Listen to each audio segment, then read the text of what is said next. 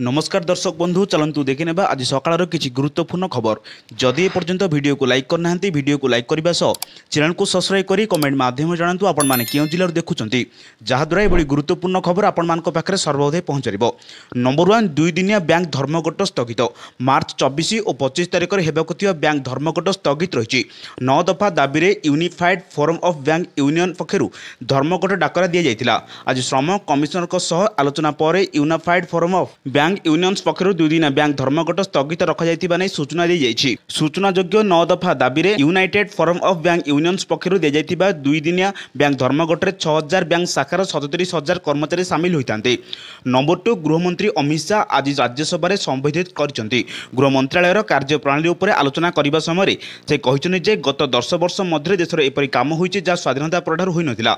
ए समय गृहमंत्री प्रतिश्रुति देते 31 मार्च 2026 सुधा देश को नक्सलवाद ठारू मुक्त करा जिवो। नंबर 3 गुरुवार अनुष्ठित कैबिनेट बैठक में निजाइथिबा निष्पत्ति संपर्क में विधानसभा गृह में मुख्यमंत्री मोहन चरण माझी घोषणा गतकाली राज्य में कैबिनेटर 16तम बैठक अनुष्ठित होता। एथिरे 7 विभाग यथा स्वास्थ्य और परिवार कल्याण, इस्पात, खनि, पूर्त, साधारण प्रशासन, जंगल संपद, पंचायतराज और पानीय जल, राजस्व और विपर्यय परिचालन विभाग 10टी प्रस्ताव अनुमोदन लाभ करिछि। नंबर 4 आगामी शिक्षा वर्ष 2025-26 निमंते दुई दिनिया बीएड पाठ्यक्रम नामलेखा प्रक्रिया शीघ्र आरंभ करने को राज्य सरकार निष्पत्ति ग्रहण करिसेंती। आसंता 24 तारिख कॉमन एप्लिकेशन फॉर्म पूरण प्रक्रिया निमंते आरंभ हेबो। विगत वर्ष भली 2025-26 में मध्य 2 वर्षिया बीएड, एमएड, बीएचएड पाठ्यक्रम नामलेखा एवं चयन प्रक्रिया एथिपाई उद्दिष्ट प्रवेशिका परीक्षार मार्क आधार ही करा जिवो। नंबर 5 विकसित ओडिशा अभियान राज्य सरकार विमान सेवा क्षेत्र में पादे आगेइचंती। एणिकी यात्री माने भुवनेश्वर गोवा को सीधासलख विमान में जहाज करें। आसंता एप्रिल 1 तारिख इंडिगोर ए विमान उड़ान आरंभ करिवो। वर्ष आरंभ वर्तमान सुधा भुवनेश्वर 6टी शहर को सीधासलख विमान उड़ुची। प्रधानमंत्री नरेंद्र मोदी मार्गदर्शन में नुआ उड़ान नीति 2024 आधार में राज्यर पर्यटन और व्यवसाय उन्नतीकरण को गुरुत्व दि जाउथिबारु मुख्यमंत्री मोहन चरण माझी धन्यवाद जणाइछन्ति। से एने एक्सरे कहते पर्यटन और वाणिज्य क्षेत्र में नुआ अध्याय सृष्टि हेबो। सप्ताह को 4 दिन अर्थात मंगलवार, बुधवार, गुरुवार और शनिवार ए विमान चलाचल करिवो। नंबर 6 आज सकाळ स्कूल सकाळ 6:30 खोलिबो स्कूल 10:30 पर्यंत चलियो पाठपढ़ा 4 घंटा धरी पिलामाने स्कूल रे पाठ पढ़िबे। प्रथम रु द्वादश श्रेणी पर्यंत पिलामाने एभली नियम लागू हेबो। गुरुवार एने गणशिक्षा विभाग पक्षरु सूचना जारी होईची। एतिसह राज्य में सबु जिलापाल विभाग सचिव चिठी लिखिं तुरंत यह निर्देश को लागू करने को परामर्श दी जाइए। राज्य में खरा बढ़ुवर निष्पत्ति नहीं जाइए। विभाग पक्षर किसी नियमावली जारी करपरिक सब स्कूल में पर्याप्त पानी जलर व्यवस्था हो। नंबर 7 राज्य में आसंता काली 2 दिन कालबैशाखी लगी रहिबो। पाणीपाग पक्षर एने सब जिले में सतर्क कर गोटे 2टी स्थान में प्रबल वर्षा पवन होबार संभावना रही। शुक्रवार ठारू राज्य में तापमात्रा कमिबो। पाणीपाग विभाग पूर्वानुमान अनुसार शुक्रवार अपराह्न बालेश्वर, भद्रक, जाजपुर, केन्द्रापड़ा, कटक, जगतसिंहपुर, सुंदरगढ़, झारसुगुड़ा, बरगढ़, संबलपुर, देवगढ़, अनुगुल, ढेंकानाल, केन्दुझर और मयूरभंज में कालबैशाखी होबार संभावना रही।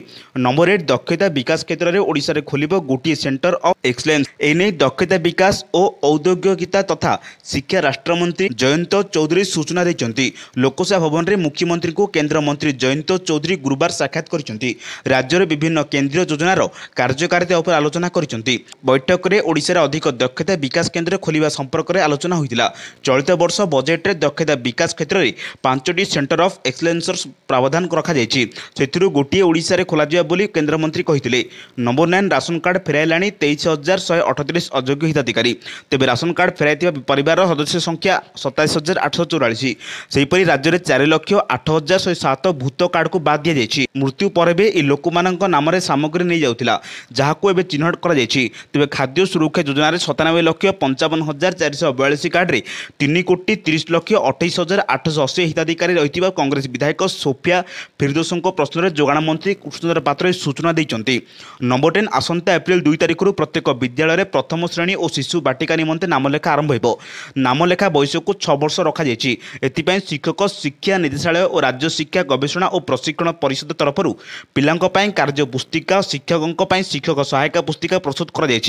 नंबर 11 आ कौनसी विद्यालय और महाविद्यालय शिक्षक अध्यापक माने ब्लॉक ग्रांट पाइबे नहीं। समस्त शिक्षक अध्यापकों को 1994 नियम अनुଯାयी ग्रांट इन एड दरमा प्रदान करने को हाईकोर्ट बुधवार एक गुरुत्वपूर्ण राय राज्य सरकार को निर्देश देते। प्राय 300 आवेदनकारी शिक्षक अध्यापकों पक्षर आगत मामलार एकत्र शुणाणी कर हाइकोर्टर विचारपति जस्टिस बिरजा प्रसन्न शतपथी निर्देश देते। नंबर 12 ओडिशा ओलंपिक्स एसोसिएशन निर्वाचन समीर महांती हेबे ओडिशा ओलंपिक्स एसोसिएशन सभापति। पूर्वतन राज्य बीजेपी सभापति थे समीर महांती। अभिजित पाल हेब संपादक। प्रार्थीपत्र दाखल प्रक्रिया शेष हो सारी बेले आज चूड़ांत प्रार्थी तालिका प्रकाश पाई। उभय अप्रतिद्वंदी प्रार्थी भाव सामना को आसुच्चंती। आसंता 30 तारिख में बसिब साधारण परिषद बैठक में दायित्व ग्रहण करेंगे नूतन कर्मकर्ता। नंबर 13 मैट्रिक परीक्षा खाता देखा आरंभ होईची। राज्य में 51टी मूल्यांकन केन्द्र में खाता देखा चली प्रक्रिया आरंभ होईची। 11,800 शिक्षक शिक्षयित्री नियोजित होईचंती। प्रति मूल्यांकन केन्द्र 10 जन लेखाएं मूल्यांकनकारी रिजर्व में रखा सूचना अनुसार चलित वर्ष मैट्रिक परीक्षा 5,22,336 जन परीक्षार्थी फॉर्म फिलअप करते। 3,133 परीक्षा केन्द्र में मैट्रिक परीक्षा होता। गत मास 21 तारिख परीक्षा आरंभ होता जहाँ चलित मास 6 तारिख में शेष होती। बोर्डर पूर्व निष्पत्ति मुताबक आज मूल्यांकन काम आरंभ होती जहाँ त्रुटि शून्य भाव करने लगी समस्त बंदोबस्त कर विज्ञान परीक्षा बेले C set subjective 4 number miss print रही जहाँ ग्रेस मार्क मिलिबो कि नहीं ता एजाए स्थिर होइनी। ए संपर्क में माध्यमिक शिक्षा परिषदर कंडक्ट कमिटी निष्पत्ति ने बोली पूर्व कहुଯାଇଛି। उक्त निर्देशनामा आसिया पर जहाँ किसी पदक्षेप नियाजियो बोली खाता देखा कार्य नियोजित शिक्षक कहते। Number 14 United forum of bank union एवं केंद्रीय श्रम कमिशनर मध्य बैठक पर मार्च 24 और 25 होगा 2 दिन देशव्यापी बैंक धर्मघट प्रत्याहृत होती। यूएफबीयू पक्षर जारी एक विज्ञप्ति में कहुଯାଇଛି शुक्रवार अनुष्ठित बैठक में 5 दिना बैंकिंग सप्ताह नियुक्ति एवं कार्यदक्षता सह जड़ित प्रोत्साहन समेत गुरुत्वपूर्ण प्रसंग पर विस्तृत भाव में आलोचना होता।